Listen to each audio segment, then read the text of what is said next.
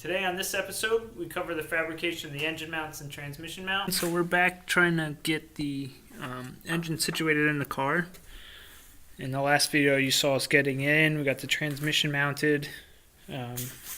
Right now, as you can see, there's no tension on this. The engine's just sitting on blocks right now. And then I have the transmission under a jack stand. So what I've gone ahead and done is initially is leveled out the car because I'm making my own mounts. As you can see, I have one plate on this side. I got to cut a lot of it off on the back for where the starter's going to go, and then just to get around this and widen up the holes. So like I said, I got the car leveled first before I tried and set the engine in. So what we did to get the engine in is just put the lift on the back of the car, and then this way we could tilt it back up to kind of allow us to get the angle in. So I'm using the front as a pivot point to get the car leveled. So all I did is just used a level, obviously. I used one on this frame rail, and then I did it on that frame rail, and I used the radiator support, which is right here, to get the car situated left to right. And then I just played with the arms, the feet, just spun them. They spin on the lift.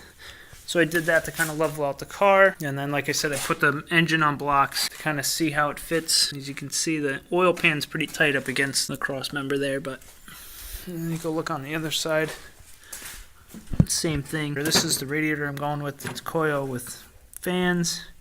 As you can see, it's pretty close, but it should be more than enough space. The only thing that's going to be added on is this bracket, which I still need to modify, and then the alternator sticks up there, but the alternator is going to be up here in this corner, so I'm not too concerned about clearance. At this point, we have the engine sitting pretty much at 0. The angle going back is pretty close. It's right at like 3.5, which is what you want. You want about 2 or 3 degrees. So sitting right here, it's pretty close side to side, from the side of the block to the side of the rails here. Is pretty even on both sides as well. So I'm pretty happy with where it's sitting at this point. I just got to get the engine mount plates ready, get those in there, and then I can start mocking up the rest of the engine mount. So all I'm going to be using is just this 3/16 by 3 foot by 3 inch piece of steel, and then the cross pieces, and then I have this piece which I was going to cut in half, drill a hole through it, and then use this as the mounting plate on the cross member here where the existing slot is, and then just cut pieces of this up, the span between the larger plate and then the other plate that it'll sit on. The 3 foot's probably overkill. I probably didn't need that much, but my original thought was that I was going to have to bring it out further. But now that I'm going to be modifying the headers, I don't need to do that. This is the CX Racing oil pan, by the way. As you can see, it sits pretty well in between the cross member and the sway bar. This is a stock sway bar too. There's good clearance still above the steering rack and the oil pan. This is where the starter is going to go. I still have to put that in. We hammered out the tunnel, but I mean, I really don't think I really needed to. There's a couple spots, I know, in the back. It's kind of hard to see, but right there, it's close. If we go underneath, you can see it good, but this side, there's actually a lot of room underneath there. Let's see. Yeah, see this side, there's a good amount of space. There's, you can't really see it, but there's 2 bolts on the side of the transmission that are pretty close to touching, but they're not too bad. So overall, I mean, the fitment's pretty well. I realized when I finished the wiring for the lights and the fan that it's kind of in a bad spot, because when I went to put the radiator in, hopefully I can finagle it underneath this. There seems to be enough space, but Yeah, they're definitely not long enough if I wanted to go around, which not the end of the world. But and then I also have to finish. I have to wire in the radiator fans, which before it was all done off this, the temperature, which the probe is right here. It's stuck. Yeah, there it is. I'm still debating whether or not I want to use that, or if I just want to maybe keep this too and just make it an on-off with this. So regardless, I'd have to flip the switch on and then it would go off with the temperature, but we'll see. Haven't quite decided yet. Alright, the first thing I'm going to do to check to make sure this car is still level, I'm going to go on the front rails here with a level. So you can see the bubbles in the middle. That's what we want.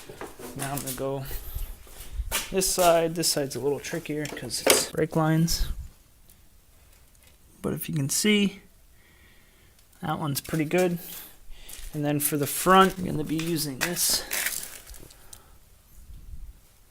I don't know if you can see, but that side to side, it's pretty good. So now we're going to check. I'll check the engine. The engine's right about 3.5. Well, yeah, it's about 3.5. So I'm figuring once the car settles a little bit, it should drop. Should drop a little bit to about 2.5, hopefully. So let's start fabricating the pieces and see what happens. All right, so check the distance.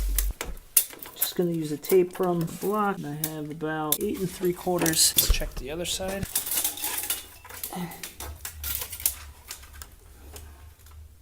8 3/4. So what we're gonna do is we're gonna use this edge on the box. It says it's relatively straight. And we'll do 4 5/8. And we'll do, I don't know, we'll do 5/8 again.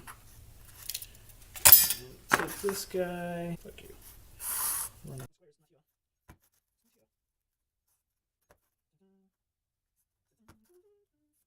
And then we'll just nicely cut this out.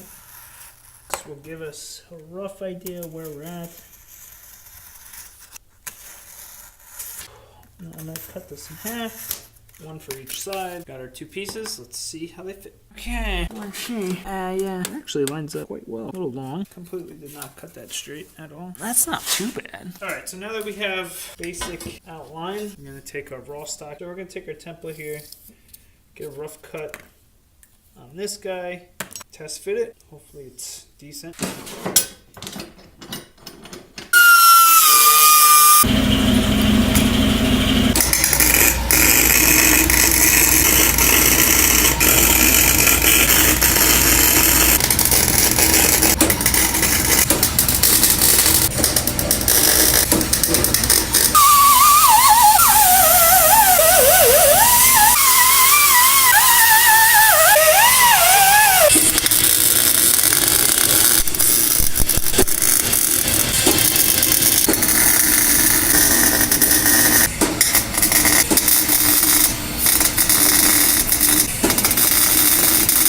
So here we have our angle iron that we're going to be using for the transmission mount. I pulled this off of one of my old skate boxes. It has a bunch of liquid nail stuck to it, so I'm just going to scrape this off, get this all cleaned up.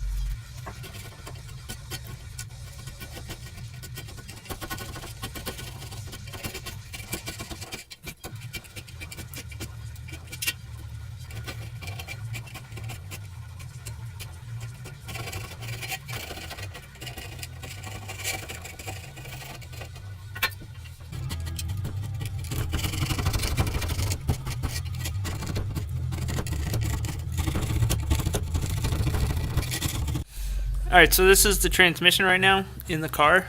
I have it supported from above with this strap, but this is the one mounting location, and there's the other with the 2 bolts in it already. So I got to cut a piece to fit here and there, and then I'm going to run a piece between this opening and then tie back in to the stock bracket. So we got our first piece marked up. So now we're just going to cut it out, mark out the holes.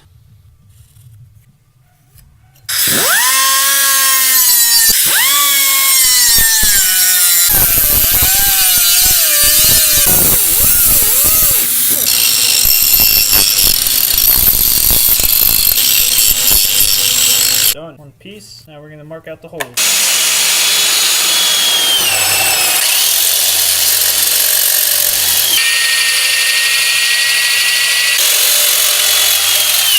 There we go. Now they're both moved over a little bit. Well, let's put it in and we'll see how it lines up. I might have to bore these out just a little bit. They're not exactly square.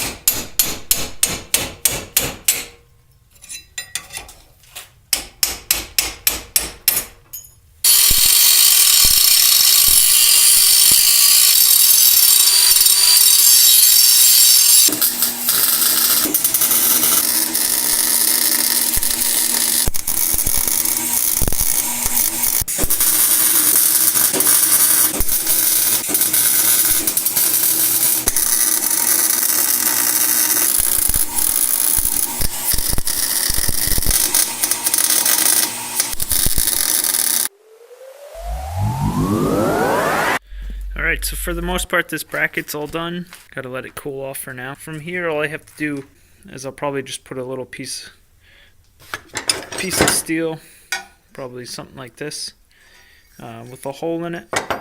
And then this way I can get it mounted to the existing bushing that's on the transmission. Alright, so I had the bracket all finished, it's installed. What I ended up having to do is cut another piece of channel and put it in here, and then there's some steel sandwiched in between for support. And I ran this bolt. This bolt's just temporary just so I can get it mocked up. I was able to use the stock bushing, so that's a big plus. So it's not going to be a solid mount like the front is. So this is how it's going to stay for now.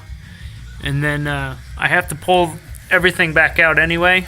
So when I do, I'll clean this up, end up trimming some of this off, painting it, and then probably adding some more steel in here just for extra support, but for now it's just going to stay like this.